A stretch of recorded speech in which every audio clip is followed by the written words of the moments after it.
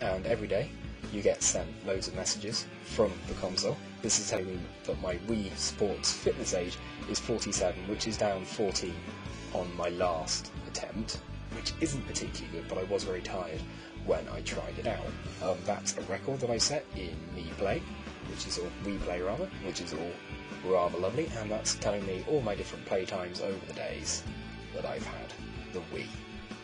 So it's quite comprehensive, and it's a nice little addition. And of course, when the Wii does go online, you'll be able to send messages to your friends, and if you use your Wii as part of a family unit, then you can receive messages from your friends and your family all the time. There's the calendar, so you can navigate more easily through the days and see what's been happening. And here is the address book, and that's all there is to it, really. Very nice and simple. Okay, so the most thrilling part of the console would have to be the Wii settings, and it is there that we are off to next. Data management. Okay, so if you click on the Wii console one, there is The Legend of Zelda, WePlay, and Wii Sports. So that's all that's we got on there at the moment. If you have a GameCube memory card in slot A or slot B, you can manage your save files on that relatively easily. And popping in here, we have all the Wii settings. Console nickname can be mucked around with, you've got visual stuff, sound stuff, parental controls, which confuses no end and kept on asking us to put in a 4-digit PIN, and we couldn't quite escape it. Things kept on popping up and annoying us, but eventually it did go away after a bit of confused clicking, and we were out.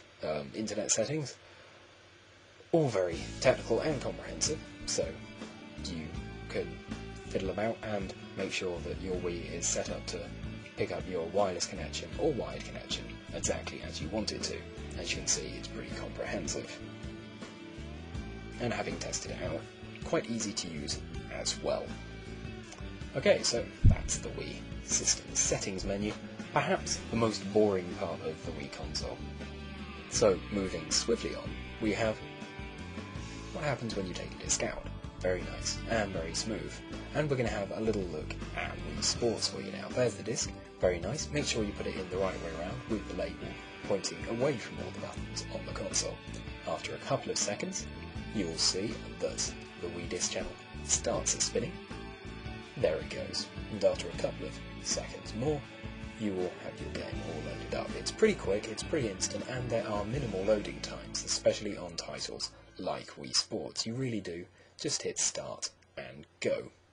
Lovely music, very catchy, very cheesy, it's kind of un-Nintendo, which we have to approve of. Here's the little bit that tells us to securely fasten the wrist strap, which is solid advice as things will go flying everywhere. So into the game, there are all the sports available to you on the menu screen, and here's two further options, training and fitness.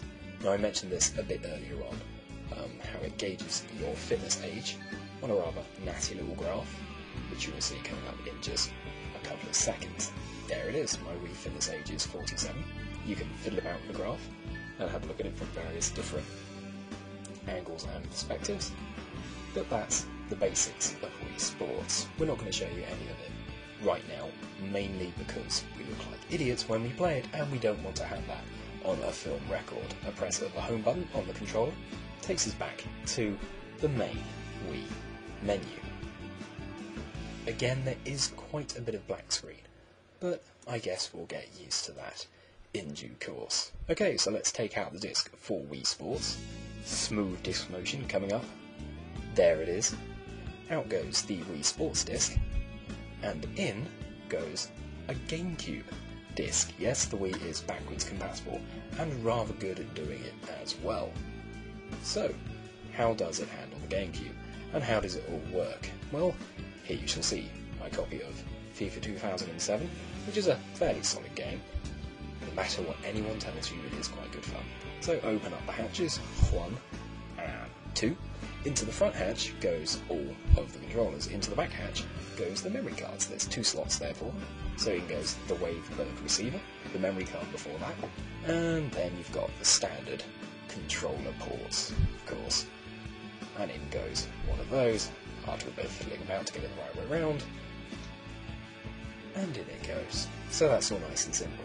admittedly the Wii does look like a bit of a beast. It's not the most attractive of consoles when it's playing GameCube games, but functionality has to come before looks, and it is a very handy feature that means that you're not going to clutter up everywhere with loads of game consoles. It's nice and minimalist. Okay, so we're going to display in 60Hz mode using the cables that came out of the box, and as you will see, the GameCube manages to produce some rather lovely, crisp looking visuals. Even if this footage doesn't do it justice, it does look very, very good indeed, and much better than the GameCube games look running off the standard cable that came with the GameCube console all those years ago.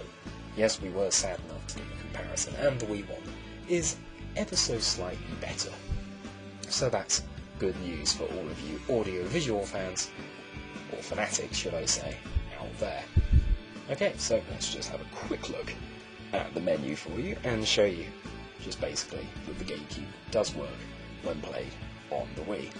Ta-da! There you go. That really is it. Not anything particularly exciting to show you beyond that, but I'm sure you'll have a lot of fun playing all the GameCube classics, and not classics perhaps, on the console. And that is Wii. Simple, but effective. Okay, so if you take out all the GameCube bits and bobs, there goes the memory card, you can then slip down the hatches there, and turn on the console again. The disk drive lights up a bit for you, and within a couple of seconds, the Wii picture appears on the screen with the warning for health and safety reasons. Hit A, and you're transported back to the Wii channels menu. Simple, fast, effective, and quick. Just a quick note, there are a lot more channels available than you can see there. There are pages and pages of them, and no doubt Nintendo will be adding to that in the future. There's the controller, that's player 1, as you can see by the little light in the bottom corner.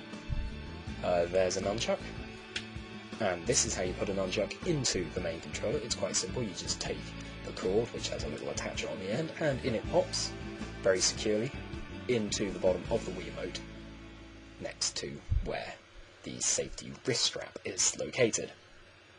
Take the Wii out of the stand, and you can see it's absolutely tiny. It's only actually a bit bigger than my hand, which is quite phenomenal for a piece of modern technology of the Wii's power.